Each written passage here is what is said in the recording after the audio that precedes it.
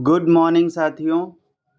जिस जैसा कि आपको बताया गया था कि सिकनिक प्रैक्टिस चैनल पर करेंट अफेयर से स्टार्ट होगा, तो आज से हम लोग करेंट अफेयर को शुरू कर रहे हैं। आपका स्वागत है सिकनिक प्रैक्टिस पर। यहाँ पर आपको अलग अलग विषयों के क्वेश्चन के माध्यम से हम लोग तैयारी करा रहे हैं और आपको हर दिन हर विषय जैसे जियो अभी चल रहा है, ज्योग्राफी में 15 क्वेश्चन का प्रैक्टिस सेट और उसका एक्सप्लेनेशन एवरी डे आपको दिया जाता है। करेंट अफेयर दिया जाता है, साथ में एक्स्ट्रा इन्फॉर्मेशन के लिए आज का इतिहास सेगमेंट भी शुरू किया गया है। ठीक है, बिना किसी देरी के हम लोग करेंट अफेयर को शुरू करते हैं और आज 28 अप्रैल से हम लोग शुरू कर रहे हैं। इसमें आपको अप्रैल के करेंट और जनवरी से लेकर के अब तक के सारे करेंट अफेयर आपको कराए जाएंगे। ठीक है, इसके अंतर्गत क्या होगा कि कुछ सेगमेंट डेली करेंट अफेयर के होंगे, मतलब जो डेली घटना घट रहा है, जो अपडेट्स आ रहे हैं उसके ऊपर होगा, और बाकी का एक स्लाइड लास्ट में आपको किसी एक टॉपिक से होगा और जनवरी का कुछ करेंट अफेयर हर क्लास में आपको ऐड किया जाएगा, जो कि बहुत कम समय में बहुत तगड़ा प्रैक्टिस आपका यहाँ पे हो जाएगा। सिर्फ आपको एवरीडे इस वीडियो को देखना है और आप लगातार 10 दिन देख करके अपने करेंट अफेयर के नॉलेज में अपने आप को बूस्ट पाएंगे। ठीक है, तो एक तरह से हम लोग यहाँ पे बूस्टर कोर्स चला रहे हैं। ठीक है, चलिए बिना किसी देरी के हम लोग शुरू करते हैं आज का करेंट अफेयर। ठीक है, आप सभी लोगों का स्वागत है कहाँ पे, सिकनिक प्रैक्टिस में। ठीक है, चलिए, और आज चूंकि नया दिन है तो नए दिन की शुरुआत हम लोग करते हैं एक नए कोट से। कहा जाता है कि हर नया दिन एक कोरा पन्ना है।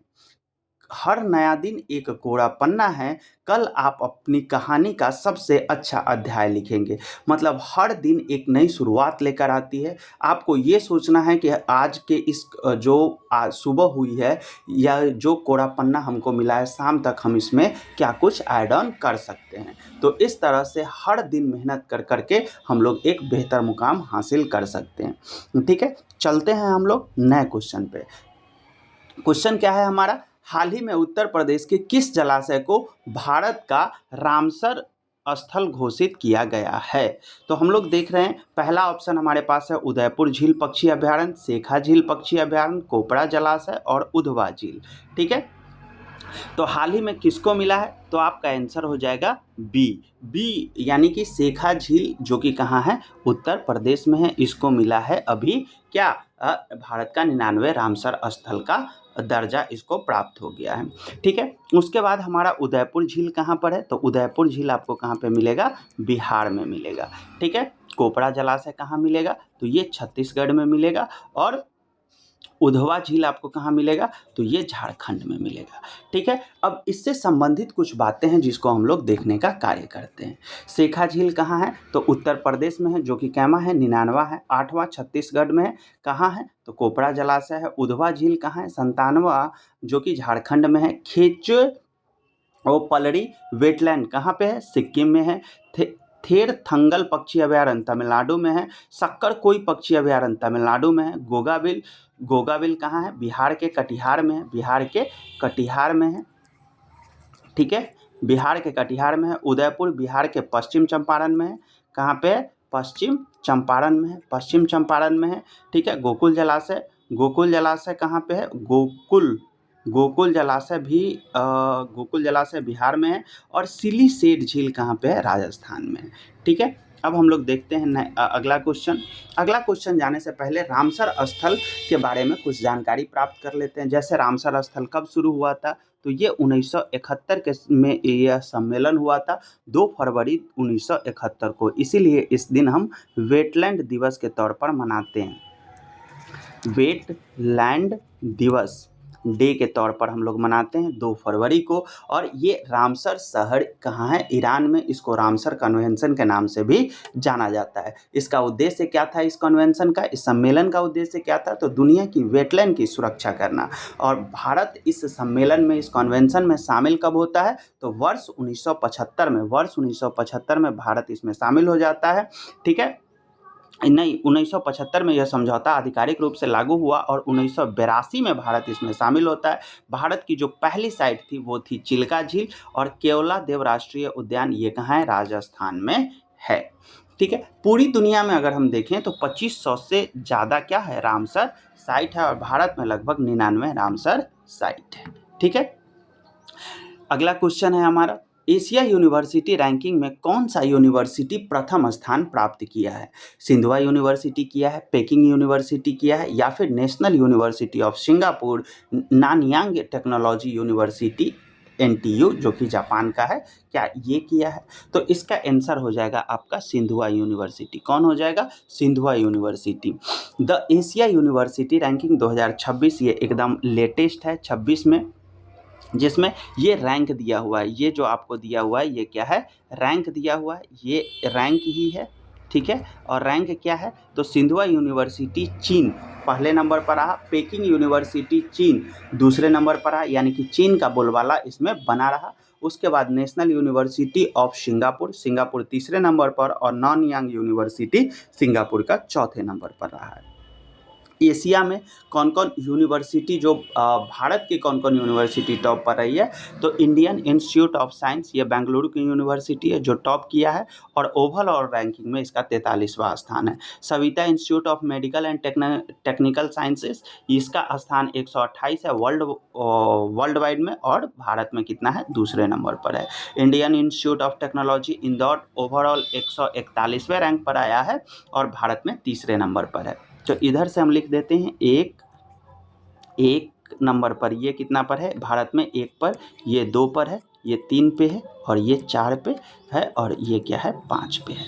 ठीक है, 100 ओवरऑल जामिया मिलिया इस्लामिया को ओवरऑल 160 स्थान प्राप्त हुआ है, जबकि भारत में वो कितने नंबर पर? 5वें नंबर पर है। ठीक है, अगला क्वेश्चन, ऑस्कर्स ऑफ साइंस नाम से जाना जाने वाला breakthrough prize in fundamental physics award 2026 निम्न में से किसे मिला है? क्या वो वी नारायण को मिला है, के शिवन को मिला है, शुभांशु शुक्ला को मिला है, या डॉक्टर अतनु को मिला है?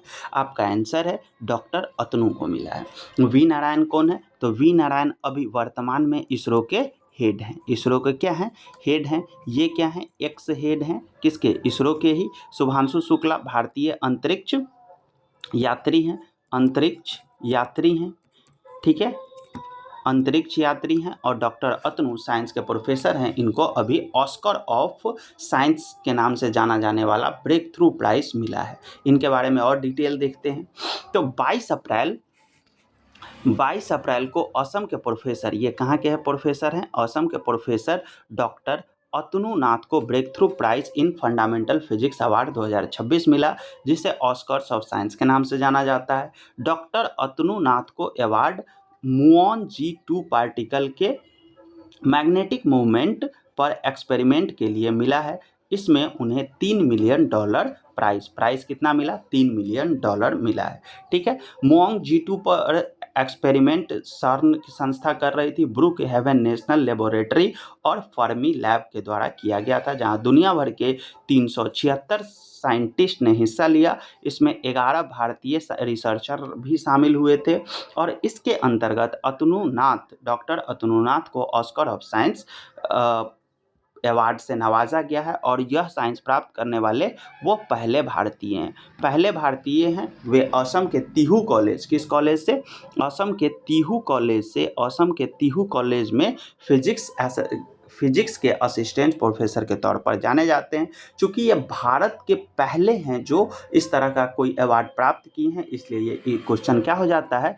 इम्पॉर्टेंट हो जाता है। क्या हो जाता है? इम्पॉर्टेंट हो जाता है। अगला क्वेश्चन है, एप्पल के नए CEO किसको बनाया गया है? तो एप्पल के नए CEO नील मोहन है, जॉन टर्नस है, एलन मस्क है, या टिम कुक है? तो ये कौन है? ये हैं जॉन टर्नस। ठीक है, नील मोहन गूगल के यूट्यूब के CEO हैं। ठीक है, यूट्यूब के शॉर्ट्स के लिए इनको हाल ही में क्या मिला था? टाइम मैगजीन के द्वारा इनको CEO ऑफ द ईयर का अवार्ड भी चुना गया था।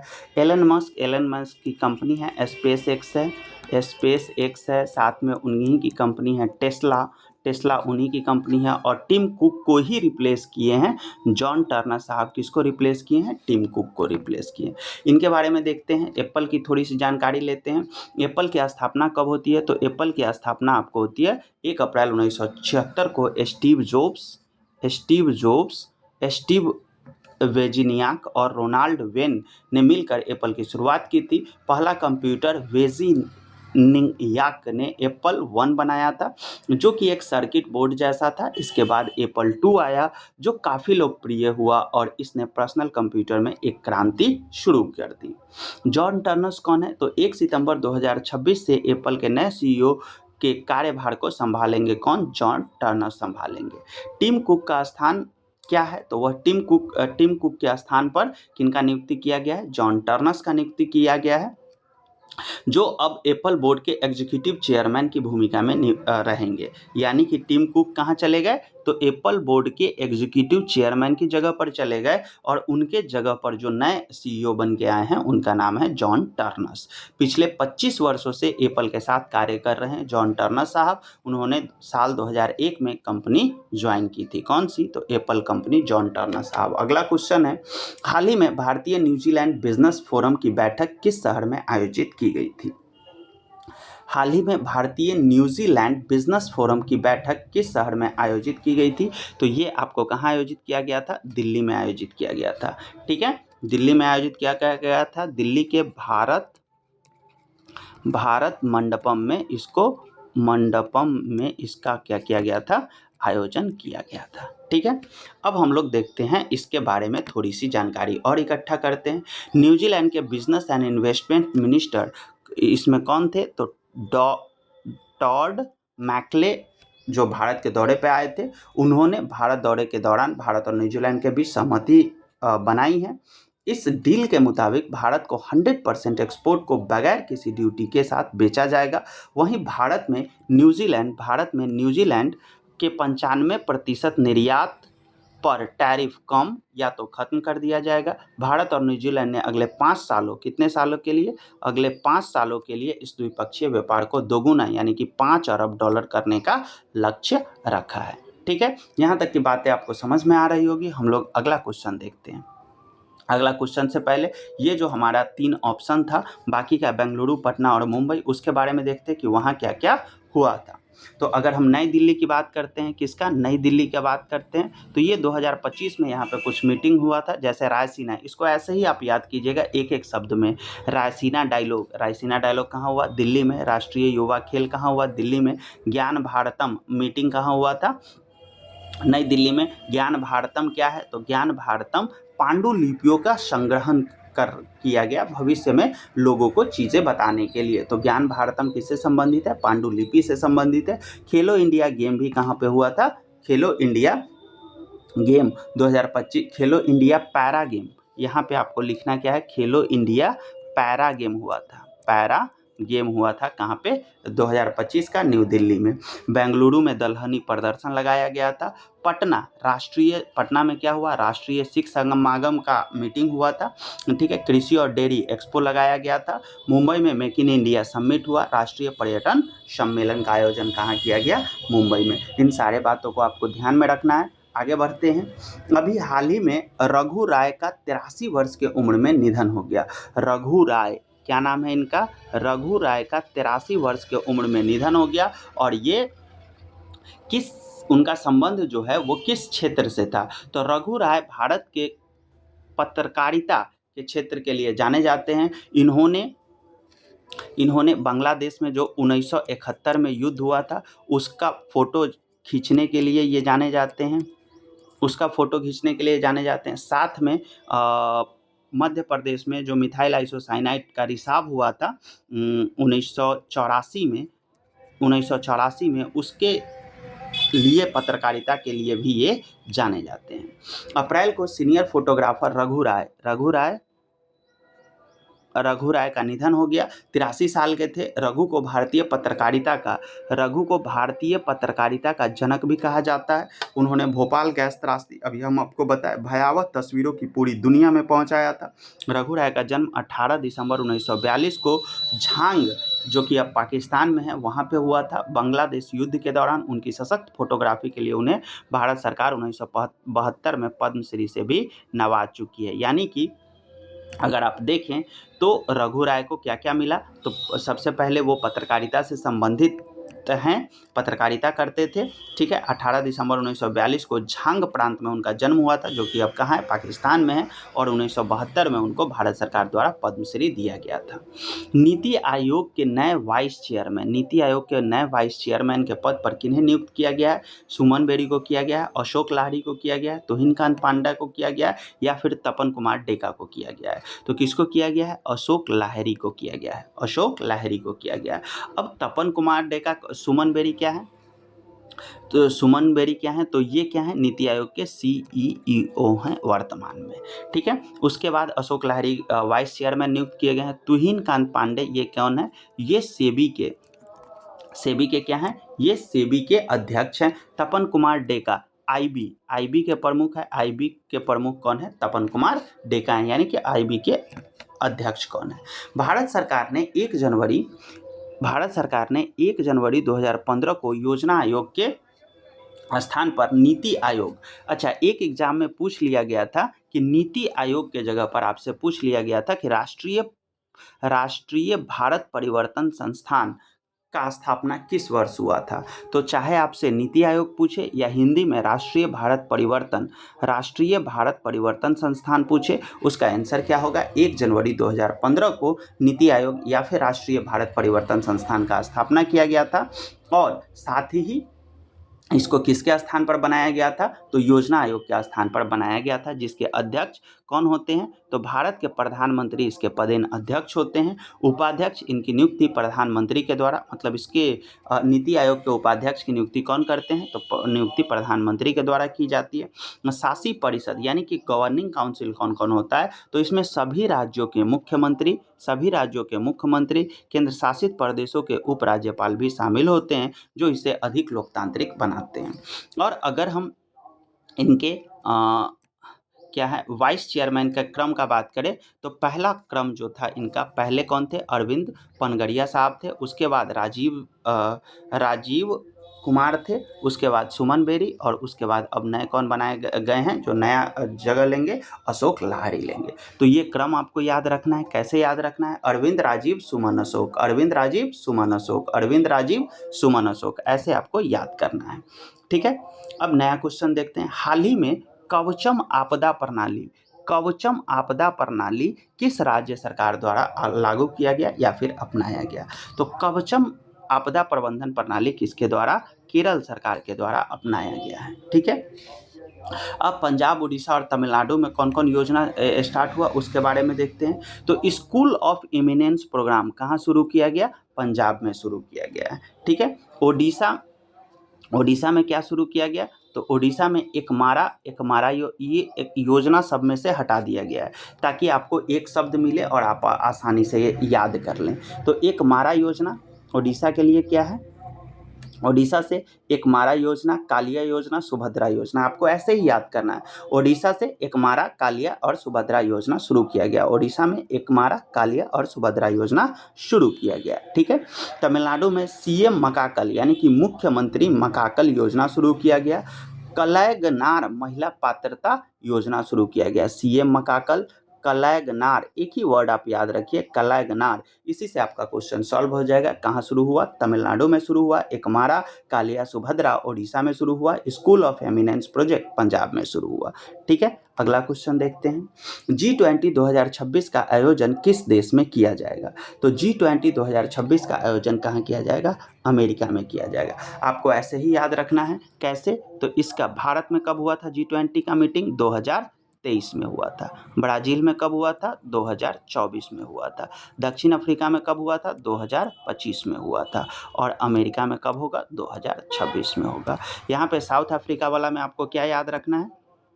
साउथ अफ्रीका वाला में आपको याद रखना है कि 2025 में जो हुआ था उसमें अमेरिका ने क्या किया था? अमेरिका इसका बाइकॉट किया था। क्या किया था? बाइकॉट किया था, ठीक है। अब हम लोग चलते हैं आगे।